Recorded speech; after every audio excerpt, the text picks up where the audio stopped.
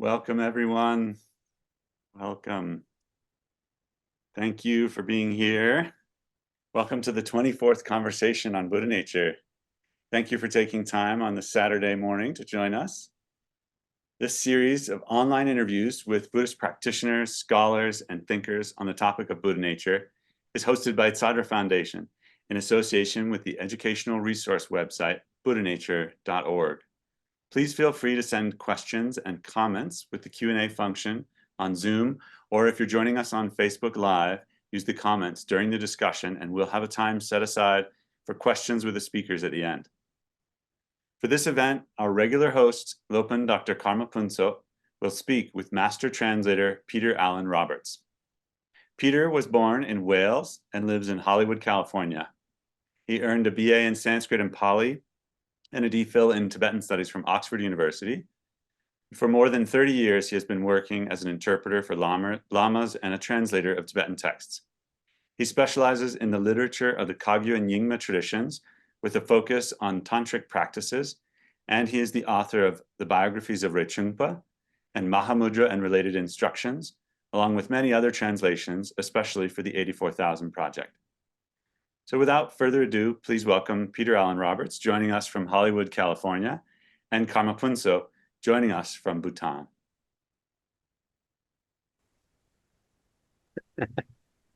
Well, Kunzo Zangpo, Tashi Delek, good afternoon, evening, morning.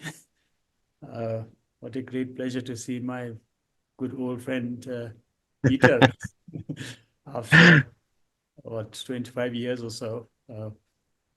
Anyway, before we begin the session, let's take a moment to cultivate the altruistic intention of bodhicitta and wish that this session and whatever we do bring benefit to both oneself and others.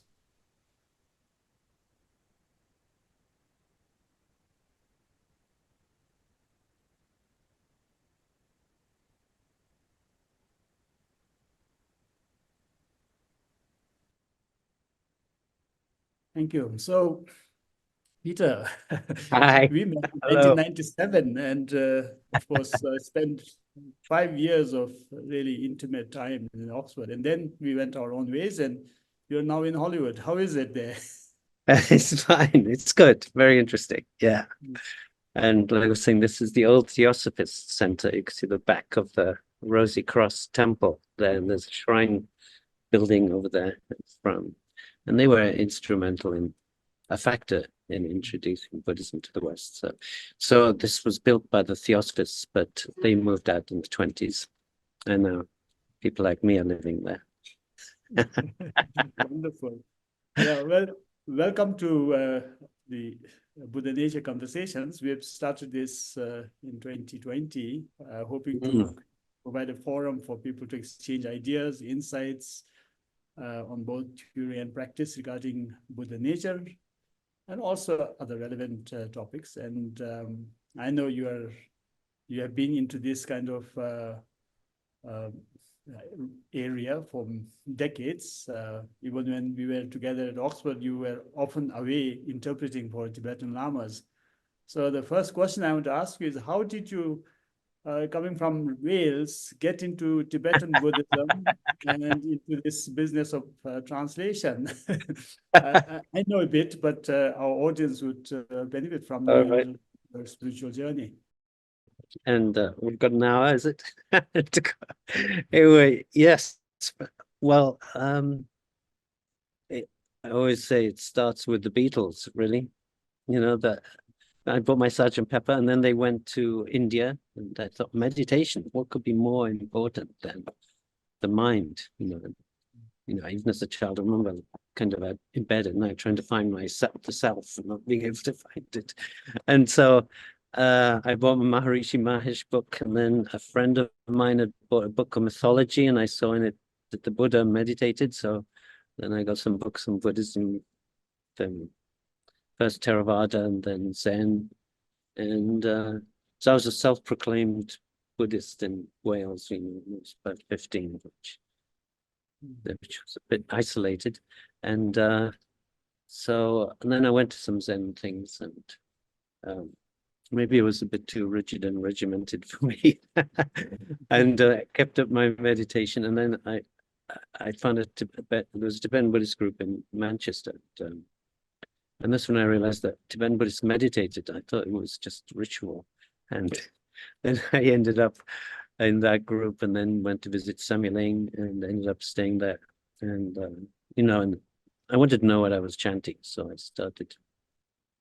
started learning, and then thrown into the deep end of translating for lamas when there wasn't really anyone for it, particularly one Lama Thupten from East Tibet, with his dialect, and one thing led to another. And I was the last person to be, I found it very difficult to even talk to people. So translating in front of a group of people I was not ideally suited for that, but anyway, probably did me good.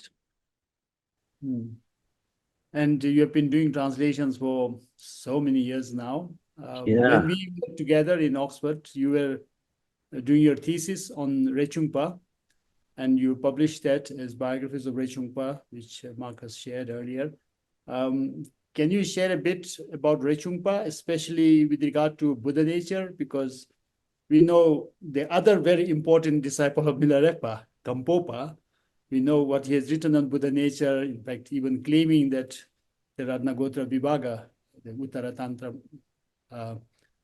text, is the treatise on Mahamudra for his tradition. So does Rechungpa have a similar stance? What are the texts that he has on Buddha nature? Well, there's very little that's by Rechungpa. There's just a few texts, actually. One of them is all sexual practices, and detailed ones about where to kiss and pinch and so on. But and so it's really more, Mahamudra, but seeing directly the nature of the mind. So it's not really I am found very much mention of Buddha nature as such. And with Gampopa, that jewel ornament at the beginning of the Buddha, he quotes Samadhi Raja Sutra, but the quotation isn't from the Samadhi Raja Sutra. In fact, I still haven't been able to find that quote anywhere in the Kanjur. So, yes, Mahamudra as being not, directly linked with you could say it is, but it's a bit different, particularly from something like the Mahāparinirvāṇasūtra. Mahamudra talking about this directly seeing the nature of the mind. Whereas Buddha nature teaching is more about the potential within beings. Yeah, so let's talk a little more about Mahamudra, on which we have worked a lot, and Buddha nature. So your two translations that are available are Mind of Mahamudra, and what's the other one? Mahamudra and Related Instructions. Yeah, actually, that's Mind of Mahamudra is an extract from core teachings of the Kagyu. So tell us a bit more about what these books contain, and then if you can draw a link between the content of these books and the topic of Buddha nature. Oh, yeah, I don't really see a link. Well, if there's no connection, it is the lack of connection. I mean, well, particularly for Buddha, actually the philosophy of Buddha nature, there's quite a lot of, got in the last 2,000 years, and all the latest idea of, basic goodness and all. So, the Mahāparinirvāṇasūtra that I've particularly been looking at now, so about the translations of over 1,000 pages, and it does feel like a world away from the Mahamudra. And actually, I don't really find, that as I said, the Mahamudras in the Samadhi Raja Sutra, but or in the Mahamudra Tilaka Tantra. That's what's been said, but I don't really see any Mahamudra myself in there, no more than in the perfection of wisdom. I mean, you could say it's all the same, but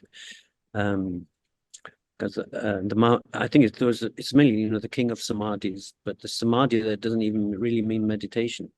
It just it's to do with having focus or concentration, and it's all on things like it includes modesty and discipline, the whole path basically. So, and meditation is only a little part of that. And Mahamudra Tilaka is it's a supplement to the Vajra Tantra, and it's probably one of the most outrageous tantras. It's said to be one of the texts that inspired the king of Guge to invite Atisha to come to Tibet.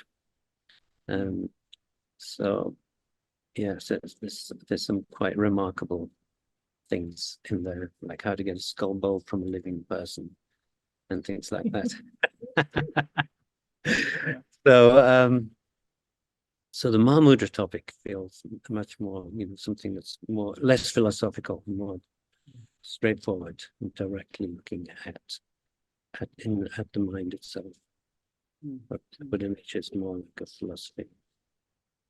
And I guess you can tie it in and saying, that direct true nature of the mind is the Buddha nature. Well, which it is.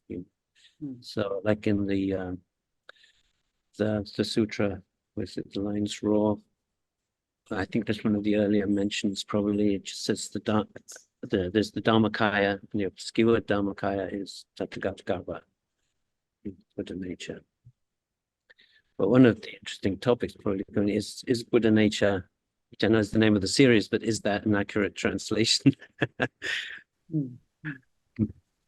Yeah, let's come to that a bit later when we discuss the Mahāparinirvāṇasūtra. But going back to Mahamudra, I suppose what you are trying to say is that the particular terminology, Buddha nature, Tathagata Garbha or other terms, are not found in the Mahamudra text, but then the concept of luminosity, nature of the mind, they are pervasive, aren't they? Yeah.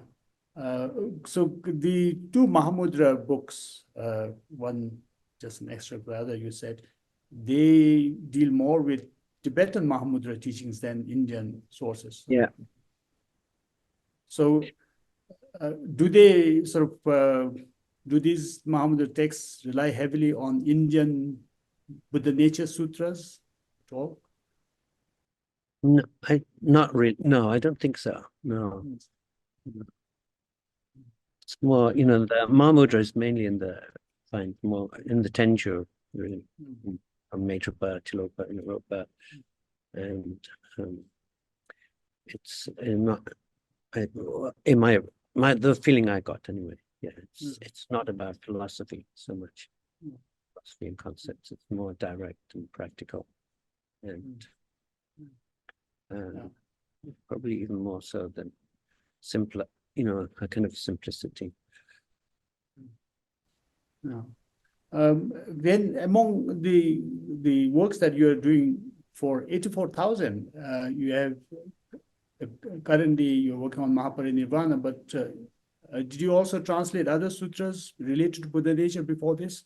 I think you mentioned the King of Samadhi. I've been doing it, for about 12 years now. So it's the Karanda, which is where Manipima comes from.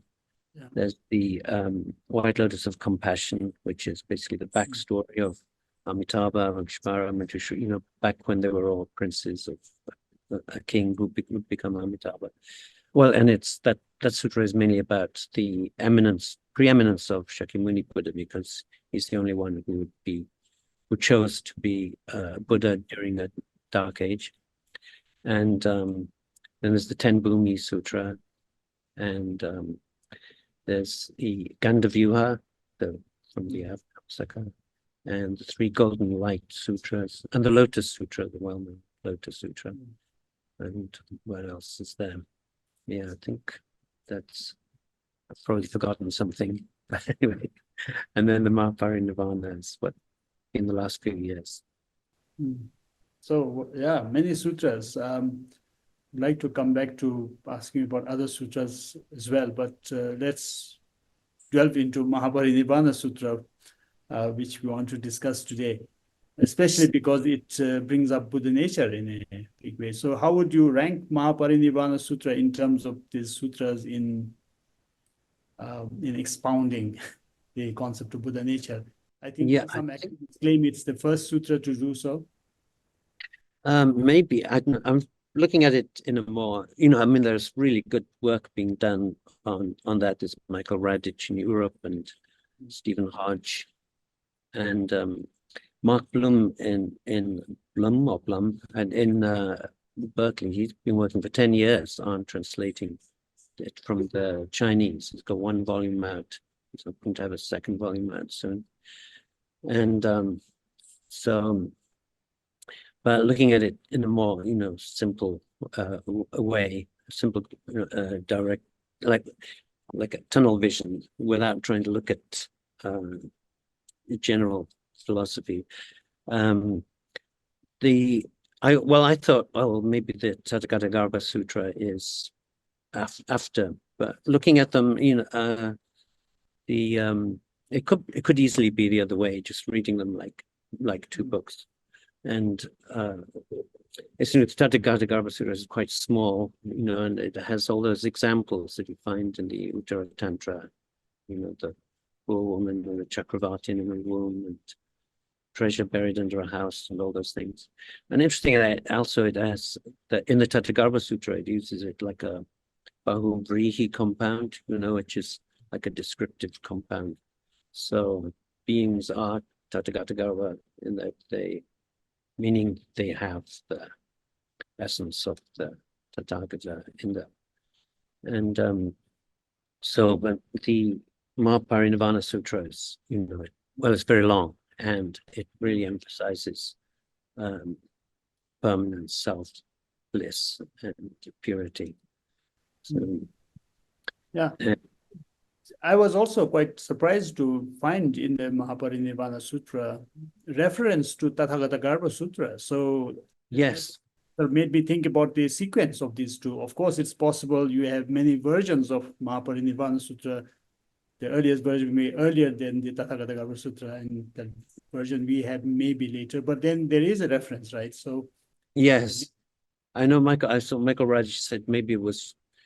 You could interpret it that it's referring to itself, but it reads as if it's it refers to the Lotus Sutra and Tathāgatagarbha Sutra and the Shurangama Sutra, I think, and the Avatamsaka. So it has a sense of history, and also a large part of the sutra is not so much on Buddha nature, but it's you have the Buddha being challenged constantly for over all the inconsistencies, that are in these sutras. So, the Bodhisattva is saying, you to the Buddha, you say such and such a thing, but that is incorrect because of this. Or you once said this, and now you're saying this. Why is that? Yes. And so a huge bulk of the sutra is actually made up of that. It's like looking back at this whole history of the Dharma that has been to that point and trying to unify it, kind of, it's just like one example is that one where it says, you say you have compassion for all beings, but no, that's not correct. Because you sent Vajrapani to squash this young man into bits because he was over eavesdropping on the Prasada rite. And the Buddha said, no, that was an illusion I created. So. Yeah, I find this very interesting that the whole sutra is sort of dialectical and sort of hermeneutical in approach. As you said, a real sort of effort to sort of make the whole Buddhist system coherent, get rid of inconsistencies. Like even the whole purpose of the sutra, I felt, is this attempt to console Chunda, so to say, the last disciple of the Buddha, who was mourning the Buddha's forthcoming death, and then the Buddha consoles, the Buddha doesn't die.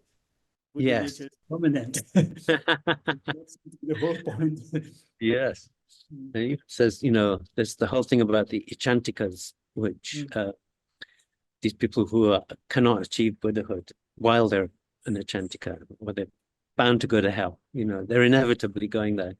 And the definition of the Achantika seems to vary a bit through the sutra. You know, it's found some are just those who don't have faith, or sometimes it's somebody who, he gives an example of a teacher who says, I don't have faith in the Shravaka sutras, but I have them in the Mahayana. We all have the Buddha nature and all this kind of thing. But this kind of person is only repeating what he's read in the writings. And so therefore he's an Achantika. So he's doomed. Yeah. I found this topic also of Achantikas very, very, very compelling, very interesting, the whole discussion going on. And you have left the term Achantika untranslated. So yeah. to take the audience here, I want to ask you, how would you render it in English if you have to? If you well, at first I did render it into English, but there's, you know, there are two versions of the sutra in the kanji. Actually, sometimes it says there are three, but actually the third one is a short one. It just has the same title, and it's actually just a prophecy of the decline of the Dharma, and it's been translated. It's actually in this, you know, Peter Skilling's book, which is a great Questioning the Buddha selection. So that short one is there. So it's really only the two, and one is, you know, there's speculation about whether the first one was written and then the rest. Some were even wondering whether it was written in China, the whole thing. But just looking at it as texts, the first one translated from Sanskrit is kind of incomplete because it starts off, I'm off on a slight tangent, but anyway, it mentions that everybody's there. You know, the Buddha sent the light out and everybody has come to there. Even the animals have come with their fruit, and the king of bees has come with his entourage of bees and goes down to the Buddha and sits and waits. But Kashyapa and Ananda are not there.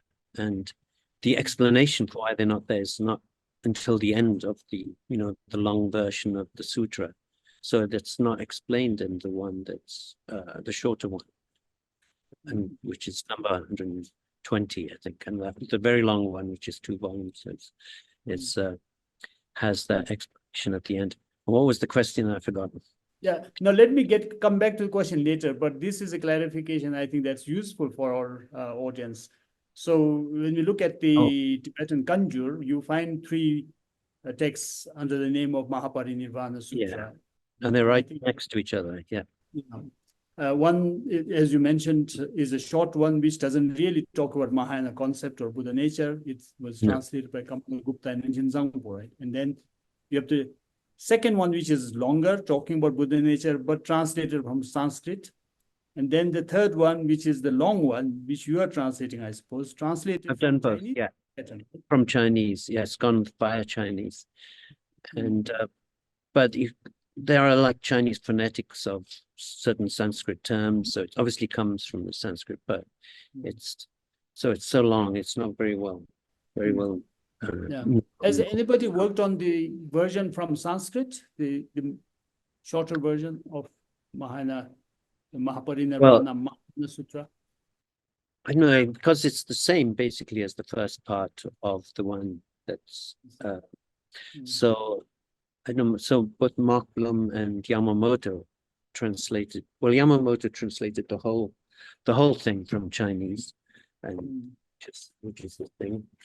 And actually when I thought, oh, you know, show how much of a tunnel vision I have, I thought, oh, I must write to Yamamoto when I finish the translation. But of course, he's been gone a long time. And I found a book by him, Buddhism in Europe, which is in his journey in Europe in 1966, including the Bodleian and the Indian Institute. Blackwell's is the best. But the question I have, Peter, is you say there's very little difference between the Mahāparinirvāṇa Sutra translated from Sanskrit and the one translated from Chinese to Tibetan. That is 48 parts available. It's just the one from Sanskrit stops at a certain point where the Buddha says, I need to sleep. And then it just continues in the other one. But interestingly, I think the one in Tibetan is also not quite complete. And actually, the one from Yamamoto stops before the cremation from the Chinese or Japanese that he was translating from. And the one in Tibetan ends abruptly at a point where the kings come for their relics and they're all refused to be given any. And so the last line is, and weeping, they went home. And it ends. Oh.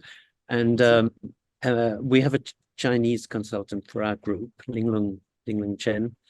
And I got it yesterday. She was checking one of the Chinese she has. And there it seems that, eventually, because the story is eventually they were shared and those 8 stupas were built. And so that is there in the Chinese. So the Tibetan doesn't quite have the last pages, it seems. Well, that's another project, I think, to Yes. Tibetan It'll have to be a long footnote of yeah. supplying Now, missing coming back to the Canticas. Yeah, coming back to the Chantika. So how would you render the term in English? And there are, it seems, multiple ways you will render. Yes. Well, actually, they translate it differently in these 2 sutras. So one because Icha normally would be desire, and Antika is like extreme or whatever. So in the one from Sanskrit, it's translated as great craving, Sechen. And in the one through Chinese, it's kind of like wrong craving, say long. And but in the sutra itself, sometimes it gives Icha multiple meanings, and saying Antika means not having. So Icha can mean faith, so not having faith, or not having wisdom, not having skillful method, etc., like that. And so that's why in the end I left it, because it doesn't talk. It doesn't really mean like the emphasis doesn't seem to be on desire or cravings. It's just a lack of faith. And so, I mean, there are some troubling things in the sutra. Like it says, like with Brahmanism, in the Brahman religion, they won't kill any humans, but they'll kill animals. So the difference is in Buddhism, you don't kill any animals, but you can kill an Echantika, and there's no bad karma. It's the same as digging a hole, chopping down a tree. And so that's in the sutra, yeah. And just to get these troublesome things out of the way first. And he also has, my followers in the Mahayana, the real ones, rather than taking the 5 precepts, if they take up arms, and defend the Buddhist teacher. Gives an example of, at the beginning, there's one without killing, but there's, a battle that a king protecting a bhikshu is covered in wounds and he dies, but because he fought, he's immediately reborn in the realm of Akshobhya, so on. And the Buddha gives us a story about when he was in a previous life, he was an assistant to a Brahmin, and the Brahmin says, maligns the Mahāyana sutras, says they're no good, and so he kills him. He kills the Brahmin that he's intended, and the result of that is that he's never reborn in hell again.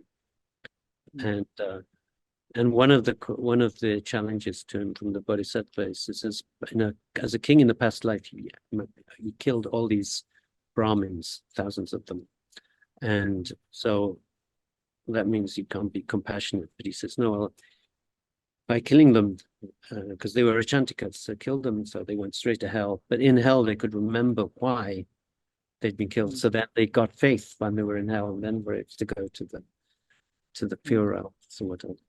And so there is that aspect. And of course, the other thing is, that it's quite heavily down on women. It emphasizes that the Buddha nature is male, and as the female is the source of everything that is not the Dharma. And but I mean, sometimes there's some inconsistency, because you think at the end he talks about how many realized women that he has amongst his followers in his pastikas. But at the beginning it says there are all these realized bhikshunis there at the Nirvana, but he says, but they're really all male bodhisattvas who've taken on that form, and that once in a previous life he took on the form of a woman just to astonish people that a woman could have that realization. So and there's full of warnings about how women have unsatisfiable desires, that kind of thing. And don't think like women is another thing. So there's all these things that are not, Yeah. that Let me are come not to great. that specific last statement or last thoughts you shared, because I think it's important. I'll come back to the Ishantika issue again, but talking about gender and also about, say, killing very evil, harmdoers or people with wrong views. Do you think these things are sort of said in and said in with regard to their sort of context? So, in other words, what I want to ask is, do you think the audience of Mahāparinirvāṇasūtra would have been monks and nuns, particularly monks? So the teachings were given to sort of suit the audience, and it's not really sort of universal objective statements about women being inferior or so forth. Do you get any sense of a specific target audience for these teachings? The target audience, I think, well, it's such a long sutra, and just to even have copies of those would be quite rare. So there is that, but it does say that as monks, better than being in a forest, that it's more important to be in the city, and be inside homes, and even in the homes, spend years in a home of a widow or a prostitute's house, and that it was important for monks to rely on lay people who were armed, to protect them. So it does give that instruction. So, but it is very male oriented, and it has a very aggressive tone. I mean, it condemns, any sutra that says, for example, it says, if a sutra says the Buddha, when he was born, walked 7 steps, and with lotuses appearing on, that's a work of Mara. Because if it doesn't say he manifested, if it says he manifested being born, then it's all right. It's a teaching of the Buddha. If it doesn't say that, then it's a teaching of Mara.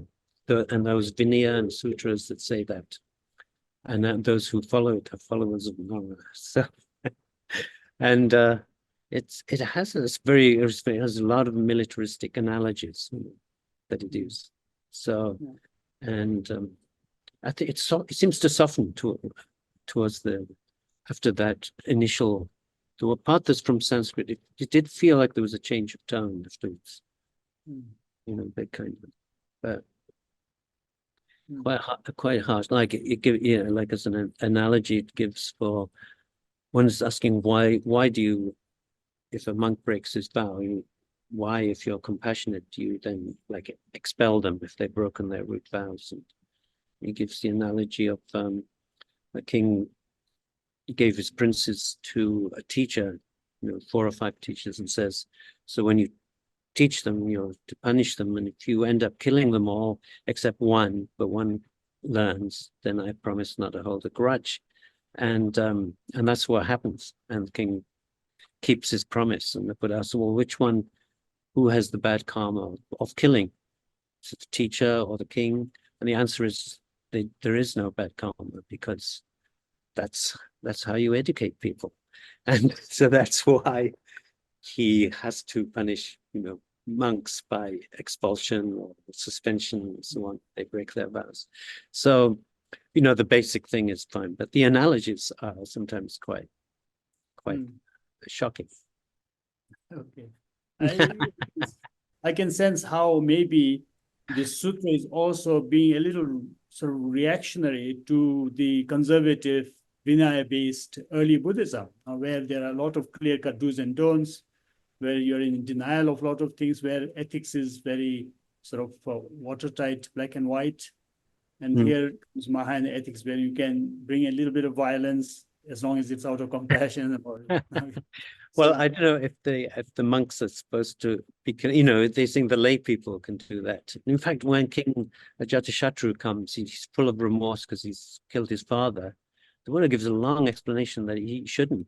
he says, that was his karma. So you don't have to, he wasn't innocent. If you killed him, then that means he was supposed to be. And the killing is really an illusion. He says, anyway, there's no such thing. So tells the Jatishatru, you don't need to feel bad about having killed your father. So, yeah, there's some unusual little things, outside the Buddha nature teaching, which unlike any other sutra I've translated. But then I also found this part, section about practice of loving kindness, which was very touching. A lot of short stories, like the Buddha going out, a lady who had lost her child going wild, crazy, naked in the town, and then not being able to be calmed down by anyone else. And then she sees the Buddha and imagines that he was her child or somebody from the previous life.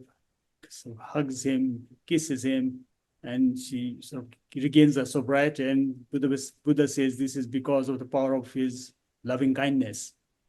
So there, I think, quite a lot of also sort of, say, normal.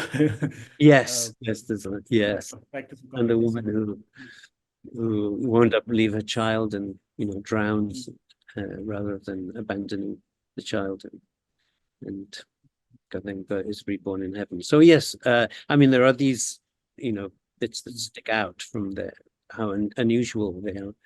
But yeah, the rest of the sutra, there's a big emphasis on benevolence, compassion, all those things, and also like a reinterpretation of a lot of, like the Four Noble Truths, reinterpreted.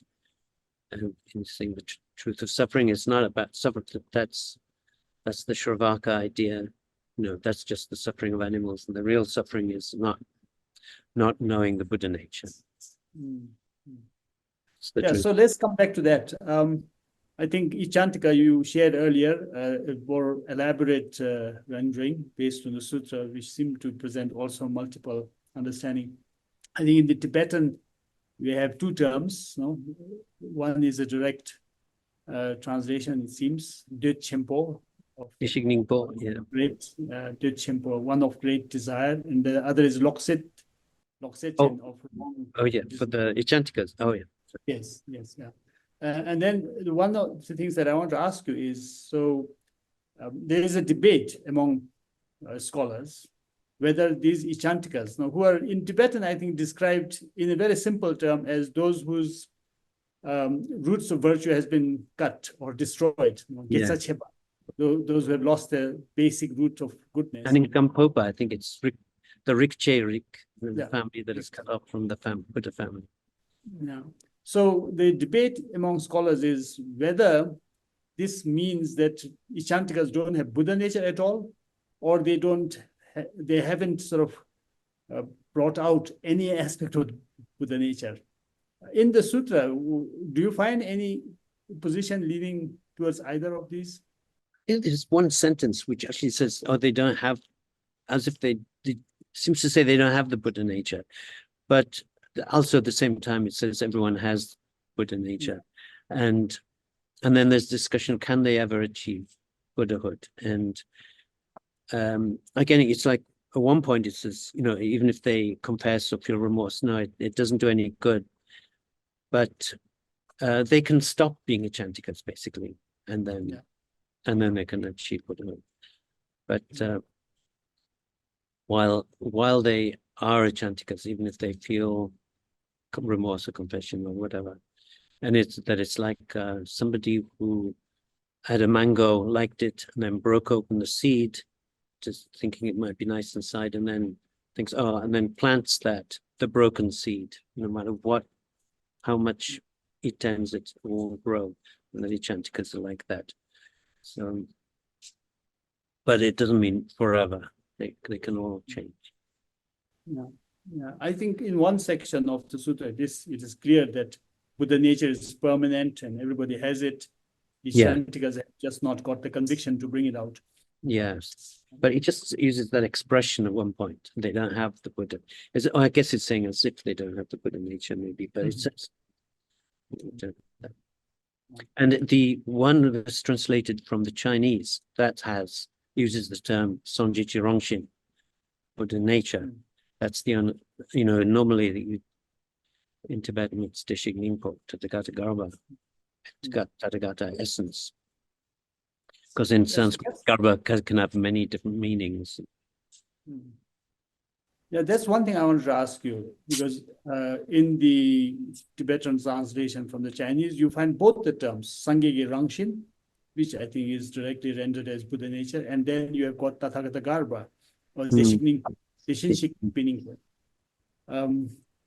Are they synonymous, totally identical, or do you find some differences in? I think they're meant to be identical. I think Tathagata Garba is translated into Tibetan as this, in my Chinese is I know they use the word Qing, and I think from that into Tibetan became nature. And I think probably from when Buddhism first came from China and Japan to the Europe. So I think the Buddha nature term is more connected to Japanese Buddhism and so on, and the Chinese interpretation, Tathagata Garba. But I think they just have buddhadhātu, Buddha element, or Tathagata Garba in Sanskrit. And in your draft translation. And so when I translate, in talks, they would say Deshig Ningpo, and I would say Buddha nature, even though that's not. Because the term Buddha nature is actually in the sutra, but you could say it's like churni, Sanjiki churni, but then they're talking about the nature of, just like the nature of fire is hot, the nature of a Buddha is that they are permanent, and so on. So I end up then in English, having to say nature, intrinsic nature of the Buddhas. But that's different to the Tathagata Garba, meaning something that is inside. Although they says it's not internal or external. Yeah. But in your translation, I found two sort of forms of rendering. For Sangyeki Rangshin, I thought you were translating as Buddha nature, and yes, as essence of Buddha or something like that. Tathagata essence. Yes, that's in the so that's in the other shorter sutra, we use Tathagata essence. And so from the long one, which is from Chinese, so I'm doing Buddha nature because that's the term we use Songjie Rongshin in the long one, and the shorter one has Dishig Ningpo. And now, when you look at the sutras you have translated, like the Samadhi-raja Sutra, Ganyabuha Sutra, Lotus Sutra, and the Mahāparinirvāṇasūtra, do you find big differences in terms of understanding Buddha nature, or? There isn't much. Samadhi-raja doesn't have any mention of Buddha nature, Muslim don't haven't mentioned it. So it's really just this sutra really that I've been working on, that touches on Buddha nature. Now, talking about taking up such massive translation projects, it must be a real journey. Do you have any lessons you can share? Do you have some? Well, it's perfect. High points, low points. Perfect for a lazy person who just wants to sit there and well, an excuse to sit down and translate for ages. Like this done. And what was it? You advice for translating something long? No, I want you to share any sort of special moments you had, either high or low, as you went through this long journey of translation. If you faced challenges and how you overcame those challenges. Oh, and translating the texts. Actually, one of the big challenges is actually not about the view as such, but it's about plants and minerals and so on, and trying to work out what this is, and that's quite a task. So, and occasionally I've been stuck on one sentence for a day or so, and actually for the Mahāparinirvāṇa that's more tricky because it's gone through Chinese, and whether we'll be able to actually even be able to find the answer of what some of the things are. may not happen. I think Mark Blum said, problem is you are trying to work out what the phonetics of the Chinese dialect at that time was, or also, you know, in doing phonetics for, you know, a Buddhist hybrid Sanskrit term. So that's a big challenge, but a mundane challenge. You got a lot of the names in Sanskrit, right? Including people and plants names. How do you get them? Do you have Sanskrit original you can use, or are they reconstructions? Usually I have a Sanskrit original, and for most of the sutras I've done, I've had the Sanskrit original. And there's the Mahāparinirvāṇa, which is useful in Tibetan, and the Lokesh Chandra gives some Tibetan. And sometimes it's a reconstruction, and then I have to put in the footnote. So, you know, it's a kind of it might not be what the original Sanskrit was, but what it seems to be.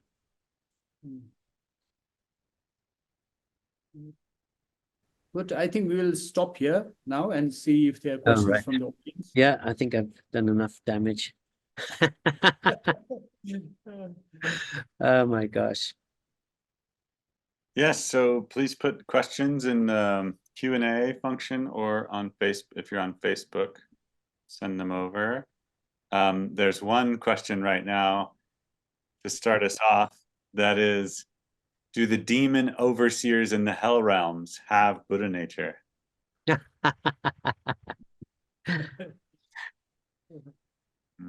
Well, according to the Mahāparinirvāṇasūtra, it doesn't mention that actually, but obviously if they're beings, then they would have, like the Maras and so on. Presumably they do. Actually, yes, some of the Maras become devotees, of course, in the sutra, and so yeah, it doesn't actually mention that. At one point, the hells are completely emptied during the parinirvāna. So the light goes out, and there's no one left except the Chantikas. They have to stay. But it doesn't actually. Have you ever read anything about who these hell beings are who are doing this work? Is there any sort of hint that in the Mahāparinirvāṇasūtra, these hell overseers and gods are actually manifestations of one's mind or some forces rather than beings out there? I think we find that a lot in other Mahayana sources, that they're not really out there, they're just projections. There's one other sutra I was doing, I can't remember which one, and there it talks about them as being like beings, maybe in the Krandavyuha, you know, and the Avalokiteshvara goes to hell and they kind of drop their weapons and so on. And so they're treated in the Krandavyuha as actually as beings. But you know, otherwise, usually you find, particularly in a lot of other Tibetan texts, but the Lingsa Shoki Dialogue, which was the very first thing I ever translated, was and she comes back from being dead, and when she's gone there and, you know, faced Yama, the Lord of Death, he tells her, it's all a manifestation of your mind. And the hell being the hells that she sees.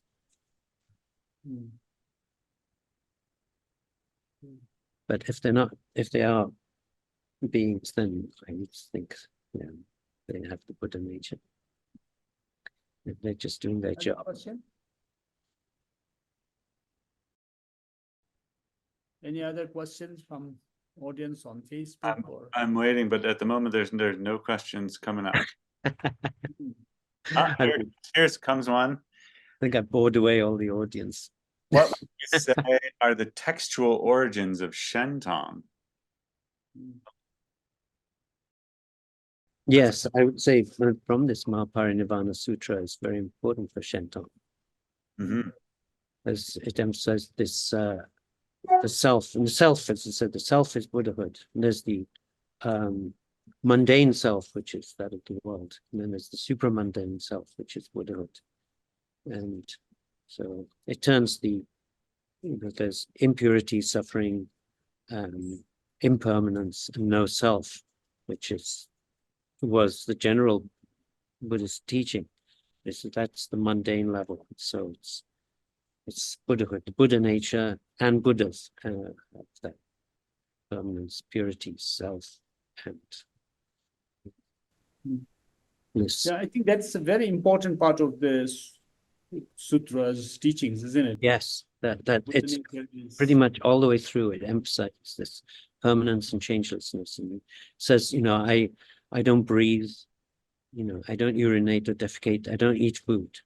And so other people may, manifest that to other people, but a Buddha does not. It's changeless and permanent, and doesn't walk, doesn't sleep, doesn't sit down, is not ill. And that's one of the reasons, do not be upset that I'm passing into nirvana, because I don't. But still, they're all very upset. The last part of the Nirvana Sutra is quite moving. They're always, so much weeping and fainting and being revived and then fainting again out of sorrow. And the whole universe just shakes from the weeping of the people at Kushinagara. So would you say that's one of the most pervasive ideas, is this permanence and changelessness? Yes. Yeah, over and over. And that's one of the main definitions of the Chantika, that they don't believe that the Buddha is permanent and changeless. And it's an idea in the Lotus Sutra too, that the Buddha is just a manifestation, and he's actually never stops teaching. When you look at the language used in the sutras, sometimes I feel that the sutra was written as a reactionary, in a reaction to the conservative form of Buddhism, and then the term, particularly self, the term self is used throughout, and it's brought out in such a way, saying this is the self, there is a self. What I also found interesting, and you would have more to share on this, I think the Buddha says the non-Buddhist Tirthakas, they got the idea of the self just as a worm would accidentally eat into a wood and form the shape of a letter. Oh yeah, like the termites making a pun. Yeah. Whereas the Buddha nature self is the real self through realization. And then those who don't see, those who are stuck with non-self are still trapped. So, yeah. And of course, with self is, is from the Sanskrit Atman. So it's less about than, even in the, Brahmanical tradition, that Atman is not like the personality or individual self. Like when you go to sleep, your consciousness dissolves into the Atman. So it's more like almost more like the idea of a soul, that it's this underlying changeless thing that's there. And so, yeah. And so in the Mahāparinirvāṇa, this Atman is Buddhahood, which is the obscure. Some people may even think that this is a kind of a Brahmanical twist on Buddhism. What do you think? I mean, I'm sure that was the people who disagreed with Mahāparinirvāṇasūtra would certainly have said that. I think it maybe even mentions that people criticizing it as being Brahmanical, but that's Chantika's fault. And of course, the interpretation of that over the next 2,000 years in India and then Tibet. So you get all the different perspectives on it. So there's another question here about the third Karmapa. It says you translated commentary by the third Karmapa with commentary by Changu Rinpoche. What is the source of the Karmapa's view of Buddha nature? Oh, yes, gosh, I should have reread that before coming on. But it's not a very long text, but that's, pretty much straight Buddha nature obscured by adventitious kleshas. And there is also another book, there's the Great Drum Sutra, very one, and that more than the Mahāparinirvāṇa. Oh no, actually Mahāparinirvāṇa also has this thing of it being obscured by kleshas, but it's also something that very much in that sutra.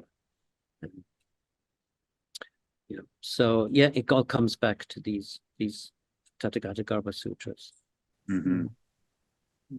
But Peter, again, one question relating to that is when we talk about sources for, say, somebody like Karma Parangjung Dorje, the Tibetan tradition, especially in the scholastic area, Yes, they Uttaratantra. focus more on the Shastras, right? They Yes, focus yes. more on even later commentarial classics, and Yes, there is indeed. more reading of the sutras. So I wonder whether the lamas you came across actually went back to the sutras. No, I think actually Trangram Rinpoche said it was to study the Shastras is better than to study the Kanjur, where everything it's because the view is presented in a very ordered and concentrated way. And in fact, he said better than the Shastras is to study the Tibetan commentaries, make it to get a clear view that because in the sutras it's all these points are dispersed over over the sutra in different parts and so on, so it can be confusing. So the view is unified and presented in a clearer way in the Tibetan commentaries, and and it also leaves out all those troublesome things that were in the sutras.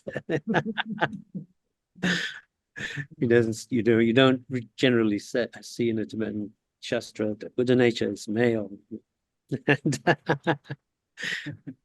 Although you can tell Uttaratantra the qualities of the inherent one, it has 32 signs which are signs of a male being. Interesting. But it changes, but certainly in that time, in that view, the Buddha within was male. When they manifest, they're male. Bodhisattvas are all male. Female bodhisattvas like an oxymoron, and but obviously that changed over time, or in other sutras. The Vimalakirti Nadesha Sutra that has the goddess, when Shariputra says something like that, she changes him into a woman. So there is no gender, is not is meaningless in terms of the emptiness of true nature. Mm-hmm. And Prajna Paramita as a feminine aspect too comes earlier. Are these kind of feminine beings showing up in any of these sutras also? None of the ones I've translated, unfortunately. Sometimes you have it gives stories of women who are really who have realization, or sacrifice themselves and so on, but it always says, and then was reborn as a man, as a result of their achievement. And actually the Yamamoto translation that finishes, the last line is with because it's kind of incomplete, it is about all these women all becoming men. So that's a bit slightly depressing side. So, but Peter, I personally, when I encounter such statements in sutras or shastras, we have to appreciate the context. Context, yes, yeah. And so, for that context, in an Indian Brahmanical world, for something to be effective, maybe that kind of worldview and mindset was instrumental, and maybe we shouldn't take them as objective truths or statements of facts, but rather as a skill in means. Because when you look at the Indian tradition itself, like the Artha Shastra, and it's this institutional inferiority of women was very strong, and very strong in the literature, right up to like if we read The Good Wife, there's a treatise in the 19th century, and says, once a woman is married, she should not go on pilgrimage, she should not make offerings to a shrine, because the husband is now the god, and she should drink the water of from washing his feet and so on, and eat his leftovers and all that and so on, and of course burn yourself on the fire when he dies. So it's a very strong element in that classical Indian tradition. So in that way, it's not surprised that you see it in the sutras. And and it's a question of who the audience was for. Because in the Mahāparinirvāṇasūtra, this is like his final day teaching, and it's to everybody, but the sutra itself would of course be at a smaller audience in the whole world. Great. If there are no other proper questions, then I would like to ask you when your translation will be done and out. Oh, sorry, there is now a question coming up. So let me read that question. Would you say the notion of luminous mind is a root of Buddha nature in the Pali canon? Oh. Oh, yes, you mean there is, I've been looking with a bit of a tunnel vision on just the sutra itself, not trying to, compare it to other things. But I have read that, but there's this idea of a luminous mind in the Pali canon, but I don't know. I have to say I do not know. But certainly there is this idea of that there is a innate purity to the mind. No, what I can add is that I think the concept of the luminous mind in early sutras, including the Pali Sutra, they slowly evolve into this concept of Buddha nature. Nature of mind being pure and pristine slowly gets developed into a more complex concept of Buddha nature, which then is again given many other names. And I think especially when you look at this sutra, Mahāparinirvāṇasūtra, it has reached a point where it has departed so far away from Pali Buddhism, isn't it? Yeah, almost deliberately counters, it says the four truths, changes the meaning of it, and also the four dependencies. He says you should depend on the teachings, not an individual. So it reinterprets it. I mean, actually, what that means is you should depend on an individual who teaches the Mahāparinirvāṇasūtra, and it changes all of them around. It says depend on the meaning of the words, and in all of them. So it almost deliberately takes these basic things, the four truths, four dependencies, and those four things, suffering, four defects of samsara, and turns them into their opposites. Or turns them into teaching on Buddha nature. It's quite a remarkable sutra in that way.